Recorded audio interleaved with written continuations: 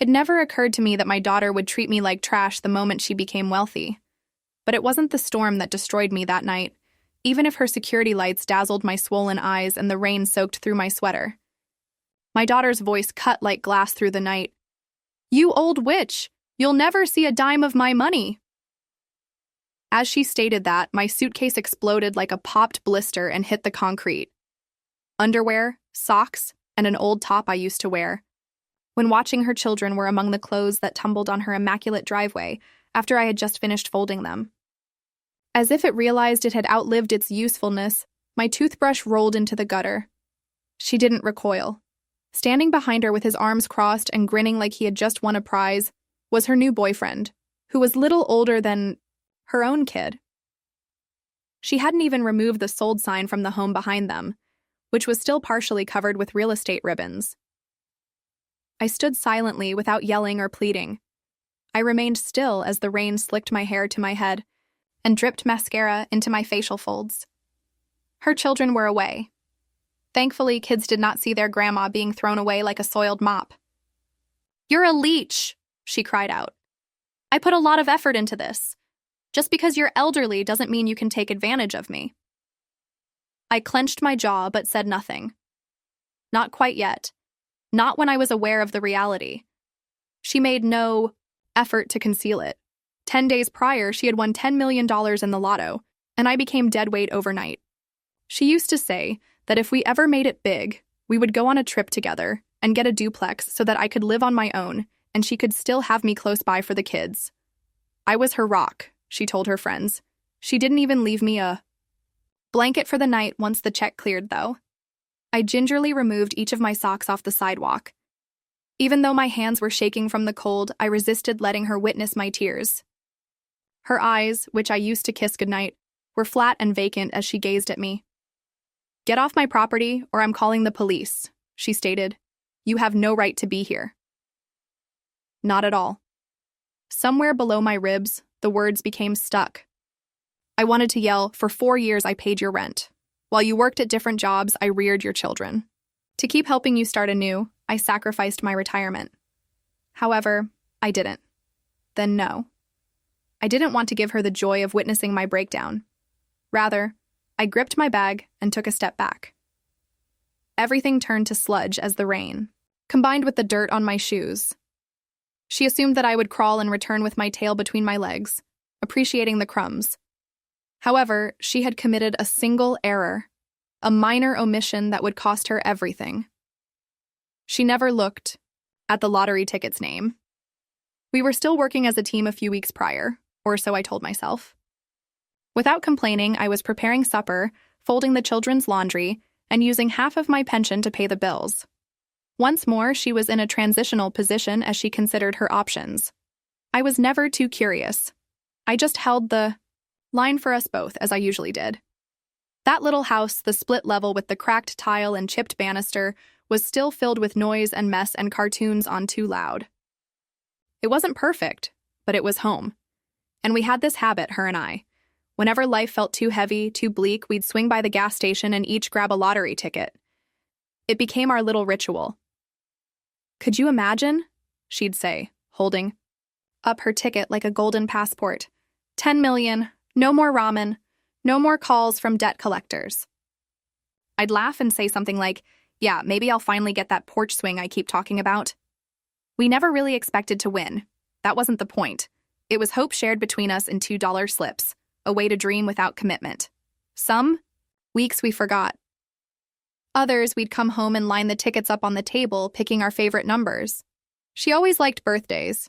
I chose random ones just to mess with fate. "If I win," she used to say, grinning, "we split it down the middle. I got you, Mom." She always said that. I got you. And I believed her. God help me, I believed her, even when she didn't pay her half of the water bill. Even when she rolled her eyes when I asked her to clean up the living room before the boys got home. Even when she left me watching her kids so she could go to interviews that somehow always ended at bars. She had her moods, but I made excuses for them. She's just tired. She's trying her best. She doesn't mean it. Because that's what mothers do. We cushion the blows. We carry the weight they don't even see we're holding. But that week, something was different. She started acting strange, pulling away, jumping when her phone rang, snapping at the boys, whispering behind closed doors. I thought maybe she was depressed again or overwhelmed. I didn't push. Then Thursday came. We were watching TV, some local news segment about a winning lottery ticket sold just down the road at the same gas station we always went to. Someone in this neighborhood's a millionaire, the anchor said. She shifted on the couch, didn't smile. You ever buy from there? She asked, casual. Yeah, I said. Grabbed one Monday with the groceries. Why? She shrugged. Just curious. Didn't even look at me. The next morning, the ticket was gone. Not in the drawer, not behind the magnets, not on the fridge. I looked everywhere, my heart sinking with each cabinet I opened. I didn't ask her. I didn't want to believe it because we always played together, and she promised if we ever won, we'd share it. But that's the thing about promises made in comfort. They don't always survive opportunity. That lottery ticket wasn't a dream. It wasn't a joke. It was mine. I remember buying it so clearly, more clearly now than even what I had for breakfast. That day. I'd been standing in line behind a man yelling on the phone, his voice full of rage, cursing about some broken deal. I just wanted to get my milk, maybe a pack of gum, and get home. But something tugged at me. Maybe boredom, maybe fate. The clerk smiled when I reached the counter and asked if I wanted a ticket. I almost said no, but I heard myself say, yeah, sure, quick pick. It cost me $2. I still had the receipt tucked in my wallet. I left the ticket pinned to the fridge, with a magnet shaped like a smiley face. A stupid, cheerful magnet holding up a future I didn't know I was about to lose. When I got home, she was in one of her moods, talking fast, pacing the kitchen, venting about a recruiter who ghosted her. I didn't interrupt. I never did. Just nodded and tried to soothe her with a fresh cup of tea and some leftover pie. I bought a ticket, I said, trying to lighten the mood. Maybe we'll finally get out of this old place. She didn't laugh. She didn't even smile. She just said, yeah, that'd be something, and kept scrolling through her phone. I stuck the ticket on the fridge and forgot about it. She didn't. That night, she made dinner, something she rarely did. Poured wine like we were celebrating something, though she never said what. She even kissed me goodnight. The next morning, the ticket was gone. She left the magnet, just the magnet, a hollow smile staring back at me every time I opened the fridge for milk. She didn't mention it. I didn't ask, because I wanted desperately to believe in her goodness, but that was before she came home with new shoes. Before she started whispering on the phone, pacing the hallway at midnight. Before she shut the door in my face and told me she needed space to think. I kept quiet. I hoped. I waited until I didn't. Because days later, she stood in the middle of the living room, my living room, grinning like a child on Christmas morning, and said, "You're not going to believe this." She held up a check, $10 million. I won, she said, voice trembling with glee. I actually freaking won. I didn't scream. I didn't cry. I just looked at her. And that's when I knew she was lying to my face. Because she never buys tickets, never carries cash, hates waiting in line, hates small talk with cashiers. And yet somehow, suddenly, she had the winning numbers. I forced a smile. Wow, that's incredible. She hugged me hard. I'm finally getting us out of here, she said. We're going to have the life we deserve. But I knew better. That we had an expiration date, and it was coming faster than I wanted to believe because she never once looked at me like she meant it, and I had a gut feeling I couldn't shake. She took my ticket and she had no idea what she'd really stolen. 3 days later, she was gone. Not a goodbye, not a note, just a missing toothbrush, a half-empty closet, and silence where her car used to be. I would have thought she was out running errands if it weren't for the neighbor. Hey, Mr. Frank said, standing by our shared fence, a cigarette between his fingers. Saw a moving truck out front around 5 this morning. Thought you were heading out. I blinked. Moving truck? Yeah, U-Haul. 2 guys loaded up boxes. She was directing them in heels and a robe. I swallowed. My stomach went cold. I hadn't even heard the truck. I'd been up since 4 with a bad hip and worse thoughts. But somehow she'd slipped out while I was in the back garden pulling weeds like a fool. She didn't just leave. She escaped. That's the word that stayed with me. Like I was something to run from, a burden she'd finally cast off. I checked the kitchen. Her mug was gone, the one I gave her when she graduated. Strong women raise strong daughters. It used to sit beside mine every morning. Now it was just me and the magnet on the fridge. I walked over to it slowly, pressed my hand flat against the smooth white surface, and stared at the spot where that ticket had been. It wasn't a joke anymore. It wasn't just a suspicion. She had taken my ticket, and now she was gone. I called her once, just once, straight to voicemail. I didn't leave a message. I didn't beg. I'd spent too many years waiting for her to choose me over convenience. Instead, I sat at the kitchen table and stared at the chair she always used to slump into after a long day, moaning about life being unfair. Unfair? That word echoed around me like an insult. I thought back to how I'd held her hand during childbirth, paid off her debts when she lost her second job, canceled my own trip to see a dying friend just so I could watch her kids when she ran off to find herself in Arizona for 3 weeks. And now she had moved into a mansion, paid for with my money, bought with the winning ticket she stole right out of my house, off my fridge. She had called it a miracle, a blessing, but she forgot something. The name.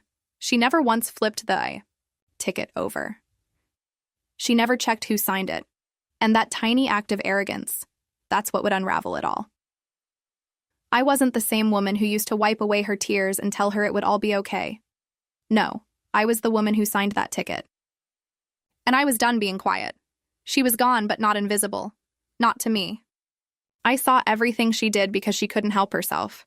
She flaunted that win like a badge of honor, parading it across Facebook, Instagram, even tagging local news stations. From broke single mom to millionaire queen, she wrote under. A photo of her on the steps of a marble white mansion, drink in hand, legs crossed like she belonged there. Her smile was wide, but I knew it too well. It wasn't joy. It was gloat. And the people she was celebrating with, cousins she hadn't called in 5 years, old high school friends who once talked about her behind her back, suddenly they were all family again. And me? I vanished from her narrative completely. No thank you, Mom. No, we did it. Not even a picture of the house we used to share, where I raised her, where I helped her raise her own children, where I cleaned up her messes and held her together when she was falling apart. She cut me out like I was a wrinkle in her perfect new life. But I didn't shout. I didn't comment. I didn't post a single thing. I just watched, because in her arrogance, she forgot one thing. I was still her mother, and mothers notice. I saw her status change from seeking employment to private investor. Saw her tag a luxury real estate agent in a story captioned, "Starting fresh." Saw her post boomerangs of champagne flutes clinking in rooftop bars while her boys played in the background, unattended. The image of my grandsons in that chaos made something in me go cold. She'd traded structure for spectacle. And me? She replaced me with a nanny who couldn't even spell their names right in captions. But the worst part wasn't what she showed off. It was what she stopped showing at all. The boys, less and less. First, just 1 photo a week, then nothing. And I knew what that meant. She was busy, distracted, self-absorbed. She was chasing a life she never built for herself. Not really. Because the truth, she hadn't earned that money. She'd stolen it. And whether she knew it or not, she was building her dream house on sand. I didn't confront her. Not yet, because I needed more than anger. I needed proof. So I opened a drawer I hadn't touched in years and pulled out the folder with my receipts. My old grocery lists, and yes, the photo I took of that ticket the day I bought it. Just for fun. There it was, blurry, tilted, but legible. Date, time, location, numbers, mine. I printed it, tucked it into my coat pocket because she may have walked out on me, but I was about to walk right back into the truth. And this time, I wouldn't be the one erased. I didn't go to her, not yet. I went to the gas station, the same one where I'd bought milk, picked up canned beans, and paid bills on instinct for the last 15 years. The man behind the counter, Ben, knew me by name. "Miss Evelyn," he called as I stepped in. "Long time no see." I smiled, but it felt tight on my face. "Ben, I need to ask you something. Do you remember the lottery ticket I bought last Monday? The one I joked might change my life?" He laughed. "Yeah, I remember. You said you were going to buy yourself a beach house and leave your daughter the dishes." I didn't laugh with him. I leaned forward, lowering my voice. "That ticket's missing, and someone else is claiming they bought it." His face dropped. "Wait, you're saying that winning ticket?" "I signed the back," I said. "I always do." He blinked. "Well, damn. I can check the security footage if you want." My knees nearly gave out. "Could you?" 10 minutes later, he brought me into the back room. The screen was small, grainy, but there I was, my coat, my bag, my gray roots showing under my knit cap, handing over a bill and getting that little slip in return, then pulling a pen from my purse and writing something, my name. I covered my mouth. "Ben, would you mind if I recorded this?" He hesitated, then nodded. "Go ahead."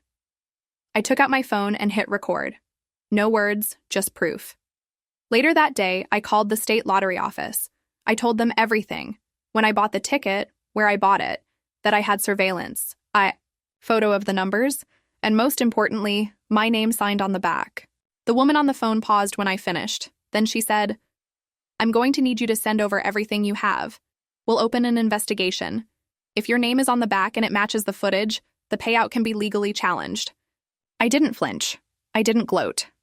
I just asked, "Can you freeze the winnings?" She answered, "Once the investigation is formally opened, yes." I thanked her and hung up. Then I sat there in my small kitchen, the one she used to mock for being dated, and finally let myself breathe. I didn't text her. I didn't call. Let her keep sipping champagne in her rented luxury. Because while she was busy buying Versace and burning bridges, I was letting the facts do what years of love never could: hold her accountable. And the best part? She had no idea what was coming. Not yet. But when the money stopped flowing, and the people stopped cheering, and the silence crept in like rot, she'd look up and realize the woman she called a leech was the one holding the pen all along. The first thing she did with the money, after disappearing, after cutting me out, was buy followers. Not literally, but that's what it felt like. Overnight, her profile turned into a showroom. Designer bags, poolside brunches, bragging about spending 10 grand on a single shopping trip like it was pocket change. And then it got worse. She started talking about me. It began subtly, a post about cutting out toxic people. Then a photo of her toasting with old friends under the caption, "Finally free from leeches. Surround yourself with winners, not beggars." I read it twice. Then I looked at the comments. Laughter, applause, emojis. Her friend Tasha. "We always knew she was deadweight." Someone else. "Good riddance to the old moocher. Live your life, girl." I scrolled through dozens like that. My face burned. My stomach turned.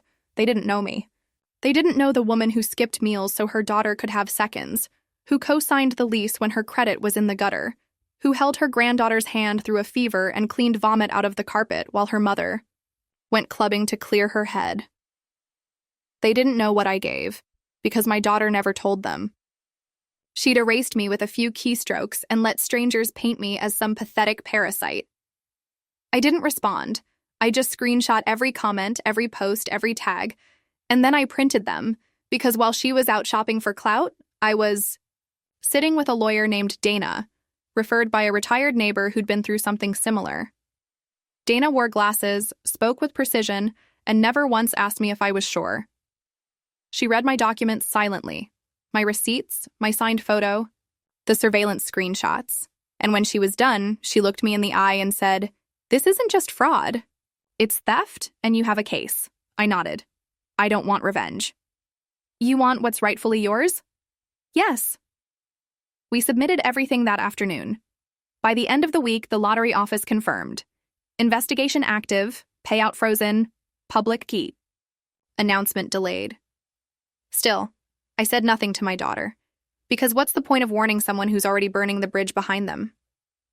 Let her walk further out on that ledge. Let her mock me louder while the foundation crumbled under her heels. The more she posted, the more she exposed. And she had no idea who was watching. Not anymore.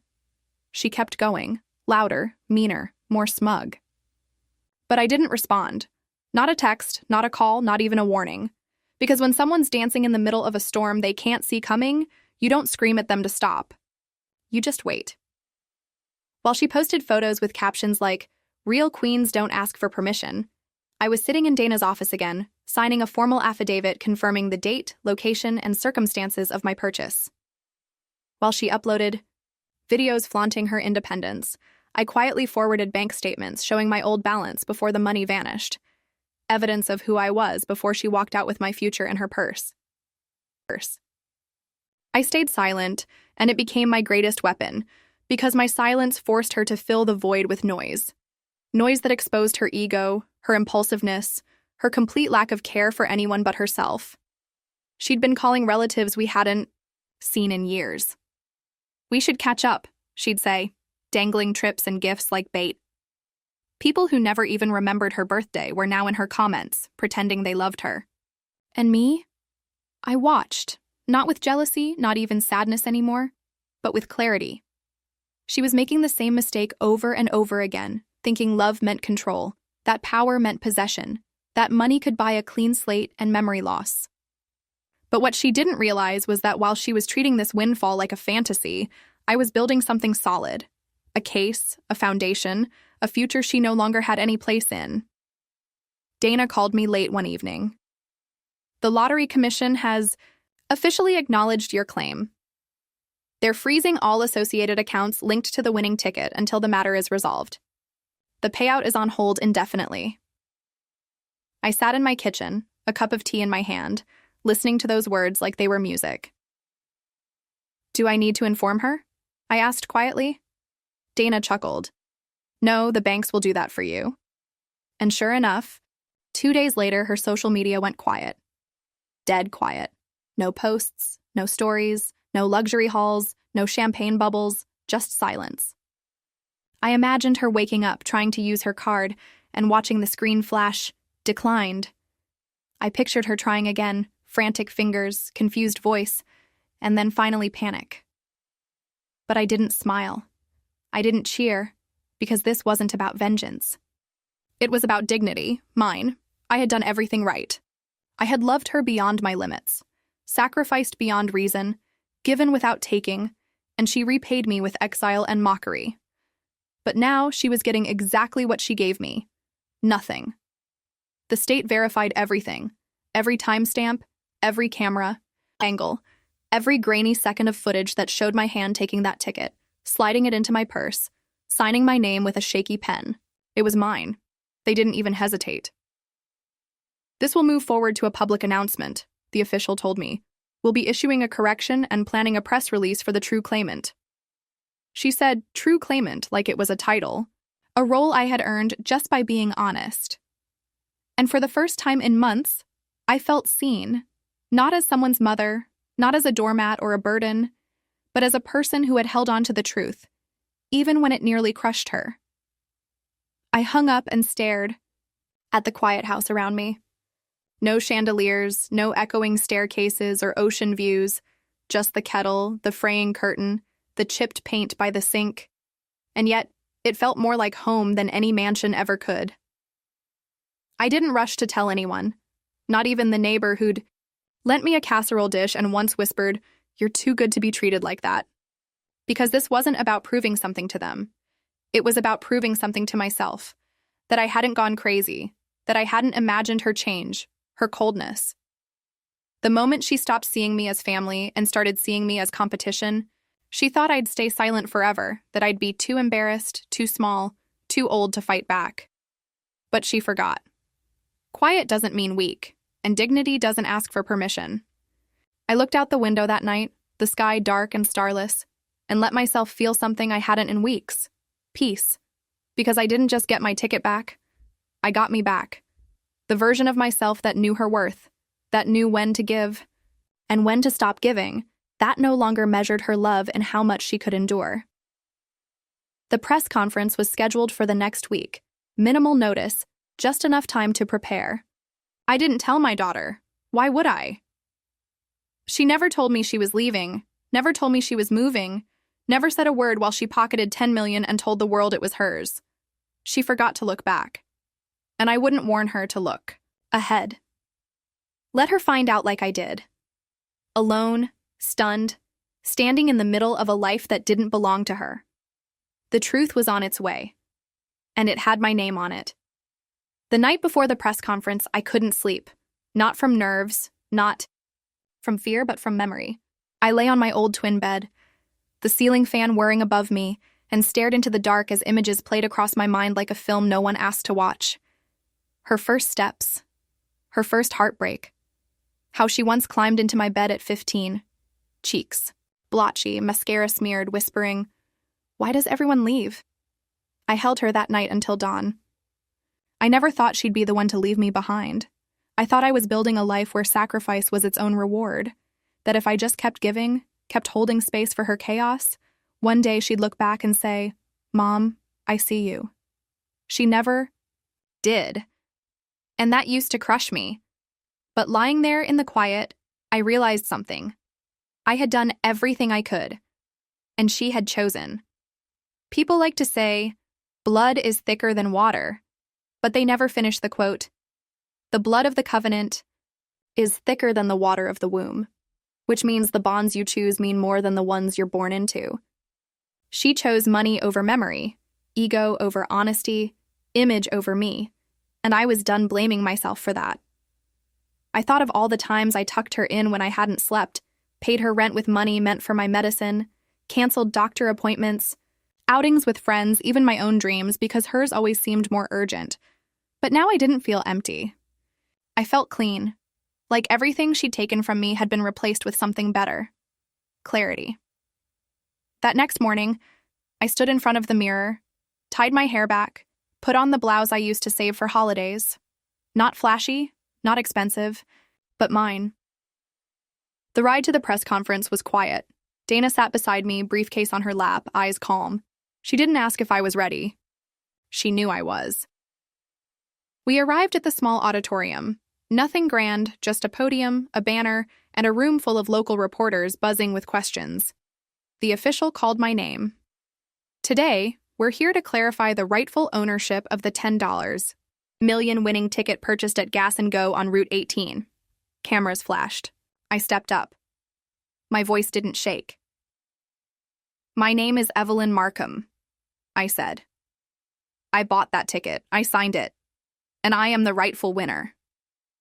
It was over in 3 minutes, but the silence afterward felt eternal. The press tried to ask more. I smiled, politely, and stepped away because I didn't need to explain myself anymore. The truth had already done the talking, and somewhere out there, my daughter's perfect world was cracking. I didn't need to watch. I already knew what it looked like when people realized their castle was built on stolen sand. I didn't post a thing after the press conference, didn't tag, didn't brag, didn't even tell a soul outside the legal circle. But somehow, she still hadn't heard because the very next morning, she posted a story from a rooftop lounge, wearing new pearls and holding a cocktail like the world still belonged to her. "Manifesting more millions," the caption said. I stared at my phone, lips pressed tight. She had no idea. No idea the state had frozen her accounts, no idea the investigation was over, no idea that her name was about to be erased from every inch of the prize she'd claimed. And I didn't owe her a warning. Let her enjoy one last sunset over a rented skyline. I had arranged the press conference for a reason. Minimal notice, quiet location, just enough presence to be official, but not enough to alert her before it was done. She didn't know because I hadn't told her, and she hadn't checked because she thought I was incapable of action. That was her blind spot. She thought my silence meant surrender. She forgot who raised her, the woman who sat through school meetings with a spine made of steel, who worked overtime to pay for her braces, then sewed her prom dress from clearance fabric because she couldn't afford the one she really wanted, who stayed up all night to hold her through breakups, anxiety attacks, postpartum tears. I had been her backbone until she snapped it. So now I stood alone, not weaker, not lesser, but clearer. I didn't need the world to know what she did. I just needed the law to, and they did. Dana sent me the updated documents that afternoon. Proof that the state had transferred all winning rights to me, that the payment would be reissued under my name, that the former claimant, my daughter, was no longer legally entitled to a cent. I sat at the kitchen table, paper in hand, and breathed. She still hadn't called, still hadn't noticed, and part of me didn't want her to, because the longer she stayed in the dark, the sharper the fall would be. People like her don't see the truth until it's too late, until the lights flicker off. The bank apps stop working, the friends stop answering, and the people she spent $10 million trying to impress turn their backs without a second glance. That was coming. And when it did, I wouldn't raise my voice. I wouldn't slam any doors. I'd simply look her in the eye and do what she never expected. Walk away. Away. The moment the news finally reached her, the clock on my kitchen wall ticked past 12:18 p.m., and my phone erupted into a frenzy, buzzing like a swarm of angry hornets trapped in a jar. Each vibration rattled the worn oak table beneath it. AITA. Relentless reminder of the world demanding my attention. I ignored every call, every chime, every insistent pulse. My heart knew who it was waiting for, and it wasn't the neighbors or the news stations or the curious voices itching for gossip. I sat still, my hands folded in my lap, the weight of years pressing against my chest like a stone smoothed by a river's endless current. I waited for her. At 13:43, I finally picked up. The phone screen lit up with her name, a name that once felt like family, but now tasted bitter, like coffee left too long on the burner. I answered, and she didn't bother with pleasantries. No. Hello. No, are you okay? Her voice tore through the line, raw and jagged, a scream that carried the weight of a life unraveling in real time. You stole my life, she shrieked, her words splintering with panic, the kind that erupts when someone realizes the carefully crafted mask they've worn for years is melting under the glare of truth, exposed for all to see. Her voice was a storm, wild and unmoored, but I stayed quiet, letting the tempest rage. I could picture her pacing, her manicured nails digging into her palms, her world collapsing in the harsh light of a public stage. You think you're clever, don't you? She spat. You think this is justice? You humiliated me in front of everyone. What am I supposed to do now? How am I supposed to face them? Her words hung there trembling, and I let the silence stretch just long enough to feel her squirm. When I finally spoke, my voice was steady, low, a blade honed by years of swallowing my own pain. You could start, I said, by saying thank you. The line went so quiet I could hear her breath hitch, a sharp, startled gasp. For what? She demanded, her voice cracking like thin ice underfoot. I leaned back in my chair, the creak of its old wood grounding me. For the 5 years I kept this house afloat when you couldn't hold a job. For the 3 times I paid off your credit card debt without a word, even when it meant skipping my own bills. For raising your children, while you were out finding yourself in bars and borrowed dreams. For not calling the police that night you slipped out the door with a lottery ticket that wasn't yours, your hands shaking but your eyes cold. You're lying, she snapped, but there was a quiver. In her voice, a crack in her armor. She knew. She'd always known. No, I said, my words slicing clean through her denial. I have proof. I signed the ticket. The store's security footage was verified. I could have taken it back quietly, settled it in the shadows where you left. But you made sure everyone heard your version, didn't you? Parading it on that stage, spinning your story for the cameras. So I made sure they heard mine. She broke then, not with soft tears or remorse, but with the raw, desperate sobs of someone watching their empire of lies crumble. You've ruined everything, she choked out, her voice thick with the kind of fear that comes when the world sees you for who you are. No, I said, calm as a winter morning. You built this ruin. I just stopped pretending it was a palace. Her breath caught again, and I could almost see her grasping for words, for some way to claw back control. You don't understand, she pleaded. I bought things. The house, the car, the clothes, everything. It's all gone now, isn't it? You've taken it all. I didn't flinch. I've already donated half, I said, my voice unwavering, each word deliberate, to women's shelters, to single mothers who fight for their kids, not abandon them, to the ones who don't treat their own flesh and blood like garbage left on the curb. She gasped, a sound so sharp it was as if I'd struck her across the face. You're insane, she whispered. But there was no conviction left, only the echo of her own defeat. No, I said, my voice soft but unyielding. I'm done being your shadow, your safety net, your silent partner in a life you didn't earn. And then I hung up. No warning, no hesitation, just the quiet click of the call ending, like the closing of a door I'd held open far too long. The silence that followed was different. Not heavy, not suffocating, but light, like the first breath after a long dive underwater. For the first time in years, I didn't feel like a mother cleaning up someone else's chaos or a sister carrying someone else's weight. I felt like me, whole, unburdened, the real winner of a game I hadn't chosen to play. But as I set the phone down, a flicker of something stirred in my chest. Not guilt, not regret, but a question. What comes next when you've burned the bridge you spent a lifetime building? I glanced at the clock.